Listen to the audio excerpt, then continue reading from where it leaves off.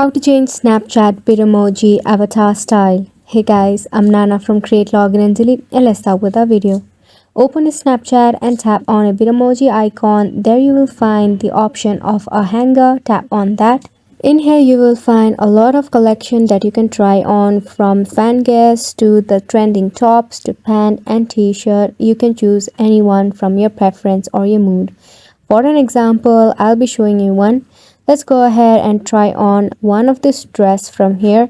Now all you have to do is you just have to click it, and at the side you will see color preference that you can choose from, and you can choose any color that you want. Similarly, you can do for the shoes, socks, outers, hats, headgears and more from this section. Now if you want to change the facial appearance of your Bitmoji, then you have to go ahead and tap on the pencil type of icon at the below. Here you can just go ahead and give a makeover to your Bitmoji, that is hairstyle to jewelries. You can style all from here. Hopefully you will give it a try, and thank you so much for watching. This is a wrap for this video.